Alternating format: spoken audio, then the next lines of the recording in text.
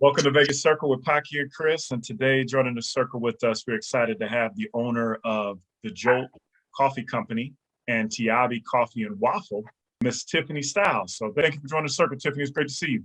Yeah, thanks for coming on. Yeah, thanks for having me, guys. Yeah, so first we got to ask you, so you are a UNLV graduate. How in the world do you get into the coffee shop industry, kind of the restaurant industry? Well, I'll just call it recession because I graduated in 2008 and I was actually a journalism major. And then me and a couple of my colleagues, fellow classmates, we, had internships, we had jobs lined up. And when you're fresh out of college, you're kind of like the entry level, right? So yeah, there's no room for us when the recession hit in 2008. There's no room. So a lot of us ended up in food and beverage. One of my really good friends, she was a beverage manager at the Stratosphere. And then I worked at Starbucks while I was in school. And then I went into photography. I did weddings. And then I wasn't really feeling it. And then it was kind of like a fluke. Like we were just like, you know what? Like, because at the time we were traveling a lot and we were like, Vegas just doesn't have like enough coffee culture. It doesn't have like the local flair. I mean, there's a lot now. Off the top of my head, one time I was like, let me name all the local cafes now. And I could count like 30 to 40 now. But back then in 2008, there was like a solid, maybe less than 10.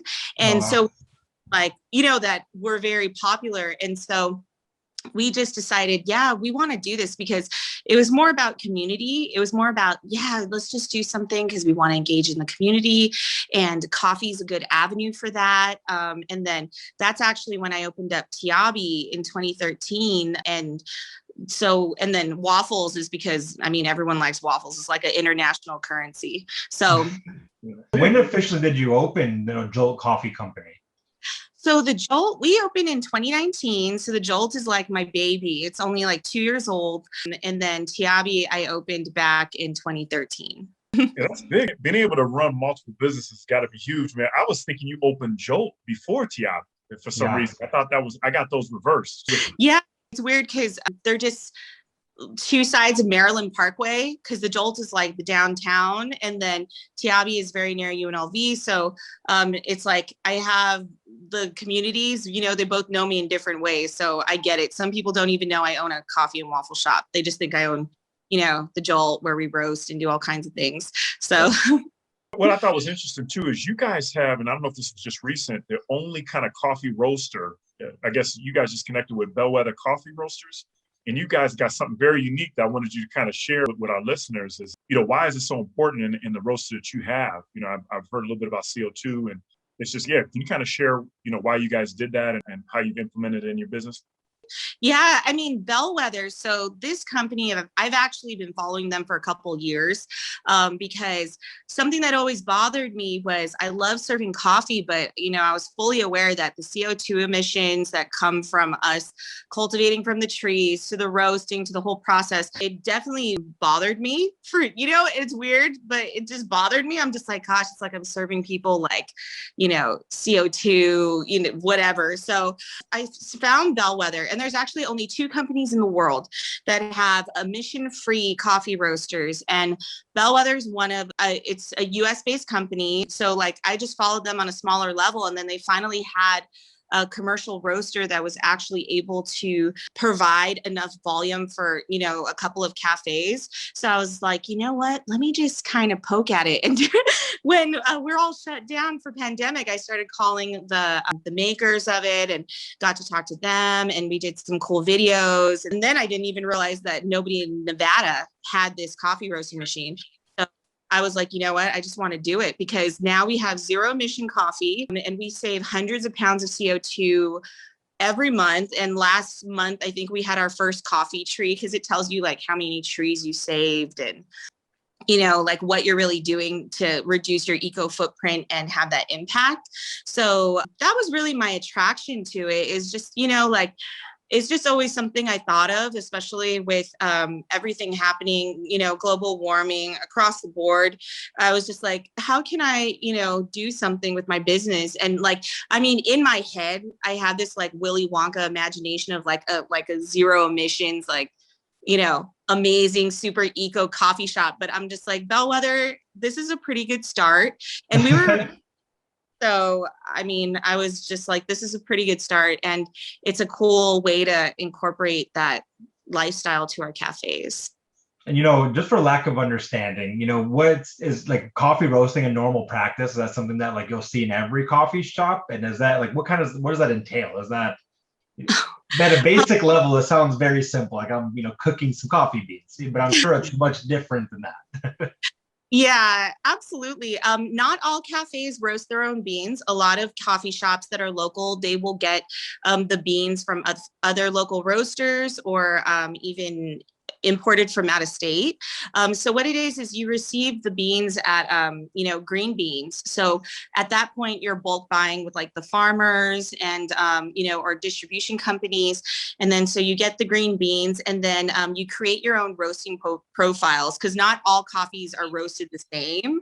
So like if you want to have a coffee roast for just a regular drip coffee, it's roasted completely different from espresso or cold brew. They're all different. And if you really like to nerd out on like tech or geeky stuff, this is like the best thing ever because that's what you do. So it is different. Like like I said, a lot of places don't roast their own coffee. Something that I could tell if you go to a lot of different coffee shops, something is locally roasted, the coffee is going to taste completely different from any other franchise kind of like big box coffee shop.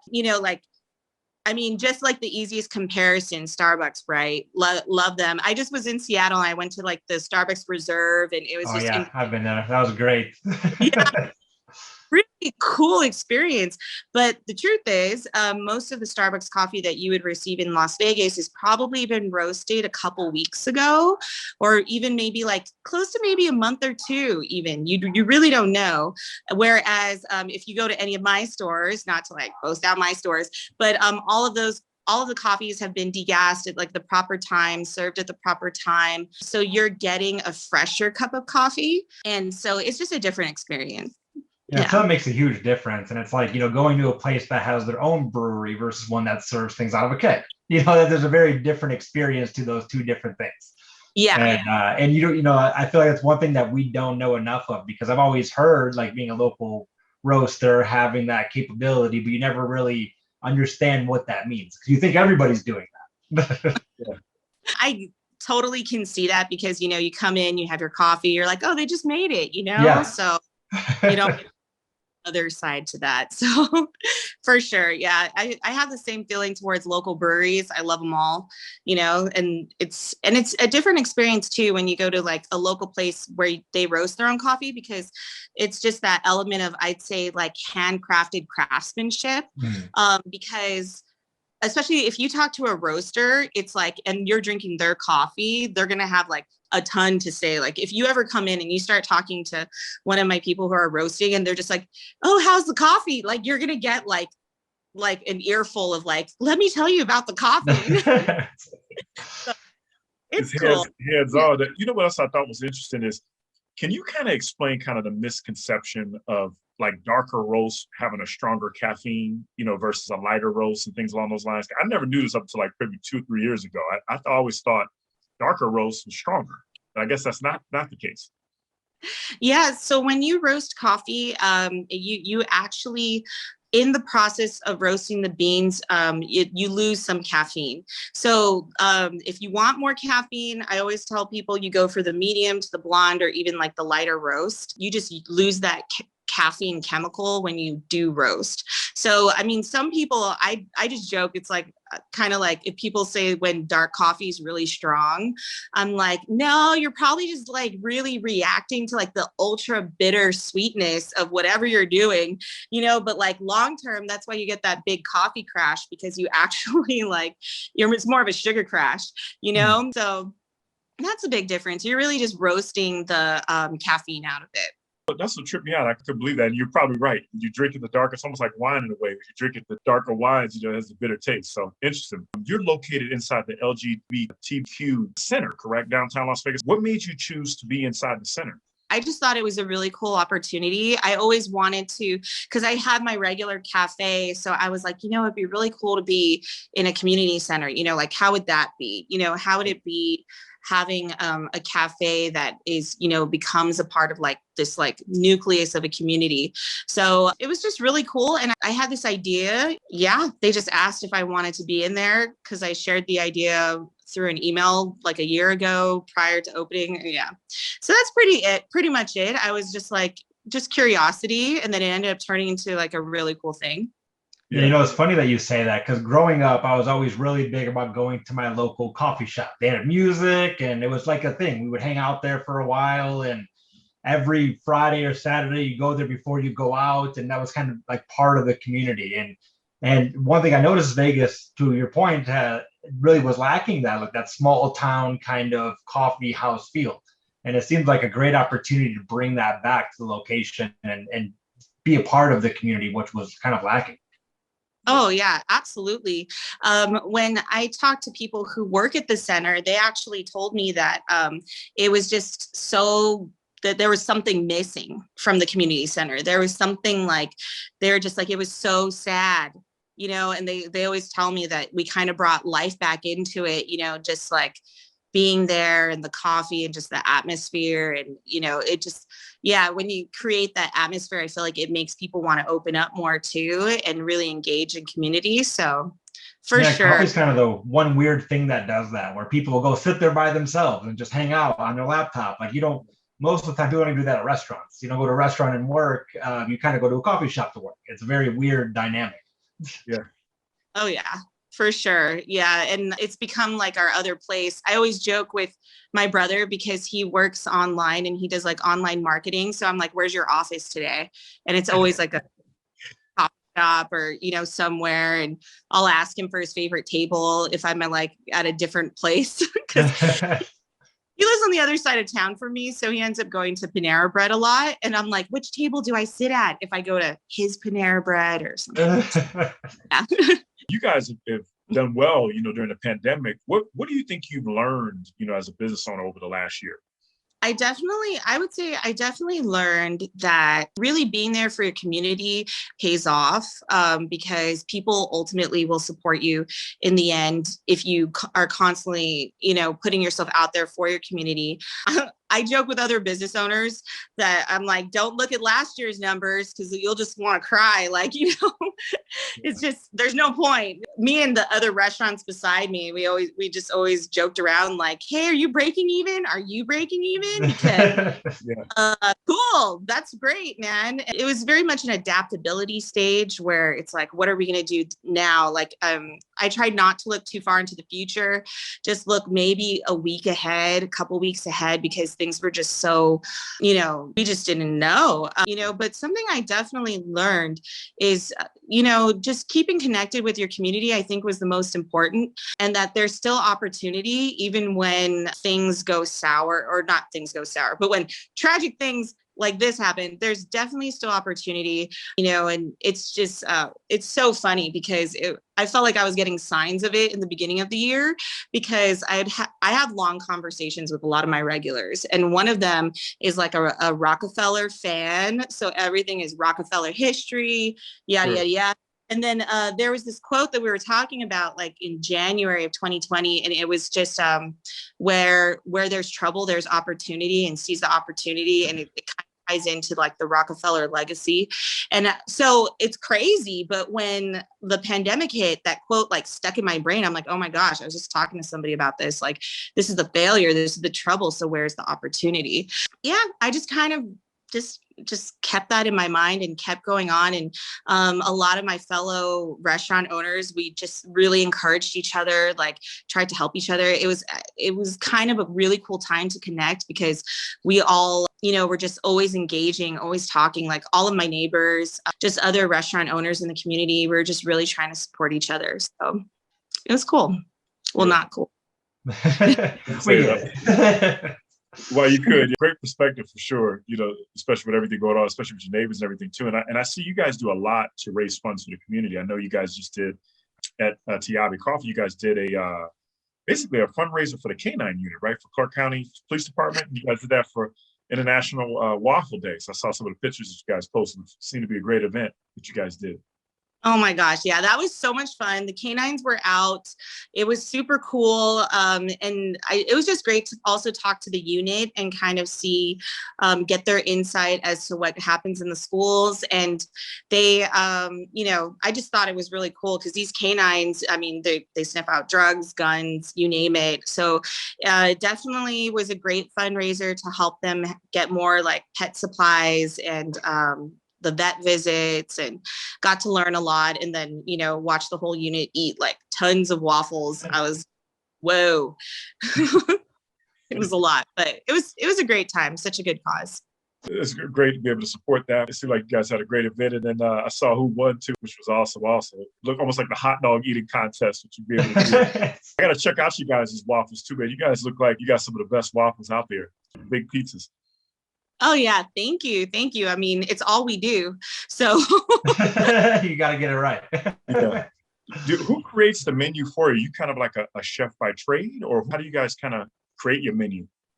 yeah, so a lot of people ask if I'm a chef, but I mean, I just cook a lot. I've always cooked a lot. I came from a really big family. My style is very like American Southern because my grandma was from Louisiana. So like I know how to cook a lot of Southern style things.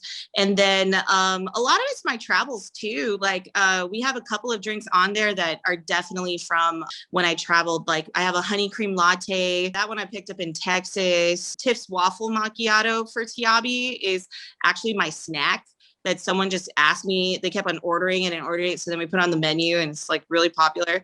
And then at the Jolt, we have a drink there called the Yeti. And the Yeti I picked up from this Russian coffee shop in Wyoming. So I was like, oh, this is just really random, but it's good. It's like a chai. It's chai with white chocolate. So, and then, yeah, it's just a kind of an eclectic mix of traveling, meeting new people, experimenting with new things. So, yeah. One thing I was curious about, it seems like coffee is a very difficult industry to get into because it really is dominated by a certain, like you said, commercial coffee companies. Have you noticed that when you first kind of started working your way into the industry that it was extremely competitive? Because I feel like if you have a base of customer, they tend to stick to one coffee roaster. And it's really, once you have that base, you're going to be successful, but getting that base seems really challenging. Oh, yeah. I mean, it was so challenging. Everyone is comparing us to somebody else because we're like the new kid, right? I feel like I'm given little nuggets of wisdom throughout my life, and that's why I'm here. But like someone told me, because when I was putting my menu together for my very first concept, they looked at my menu, and it was this guy who worked in hotels at the time. I'm still really good friends with him. And he was just like, Tiffany, you're never going to really get anywhere by trying to replicate somebody else. If people are going to know you, then know you for who you are. And that's the same with your business. And he's just like, so don't try and like replicate something that someone else is doing. And so I was like, so every time I do something, I'm just like, yeah, like it can't be like anybody else. I just have to kind of do it my way, or do it, like our way. So I always joke with my employees that that they're watching me because like big box companies, because something like, just an example, Starbucks has a pistachio latte for the summer season. I've had a pistachio latte for like, I don't know, 5 years now. Oh, wow. Yeah. And then at the Jolt, one of our most popular sandwiches is a grown-up grilled cheese. So it's like 3 types of cheeses: bacon, avocado, basil aioli, and then these grilled onions, right? Marinated onions. And then I walk into Zupa's. I don't know if you guys have ever been to a Zupa's. Yeah. Yeah, so I walked into Zupa's a couple weeks ago, and then they said, new special, grilled ciabatta bacon grilled cheese. And I'm like, this is exactly what I just 2 years. And so I go into work and I'm like, they're watching me again. Yeah. Big businesses, they always do that. Be able to pick up what you'll be able to do, and then try to buy you out, Tiffany. I Yeah. believe it. So just to kind of switch subjects a little bit, we always ask our guests, when you're not eating at both your restaurants, what's your favorite restaurant in Las Vegas? Not including my own. Wow, that's a hard question. That's a hard question. Too many good restaurants in Vegas, for sure. Yeah. Yeah, there is. I mean, there's just so many. I'll just tell you what I ate for breakfast. I went to I'll tell you where I went for breakfast because I only get this when I go there. And when I went to Bagel Cafe off of Buffalo. Have you been there? Bagel Cafe is very good. Very good place. Yeah. Yep. I only get the corned beef there, and it's my favorite corned beef. And I've ordered corned beef from a lot of places, but there's just like my favorite. That and the Super 8 bagel with a garden schmear. Yeah. You know, I've driven by that place 100 times, and I've always made it a thought that I need to stop by, and I never have. So thank you for that recommendation. I'm definitely gonna go. Oh my gosh, you have. Yeah, they got good French toast. I've been there multiple times. Great French toast. Oh, Paki hiding out. You know, you never share. Yeah, that's a good place, man. I've been there a bunch of times, man. It's a great place. But now I got to do Tiffany's. I got to go to Tiffany's place first because I got to get the waffles. But Bagel Cafe, we haven't had anybody say that, so that's good. That's a good one to put on the list. What else are you focused on for 2021? Just because we want to end on a positive note. But what else is on your radar for this year and also in the future?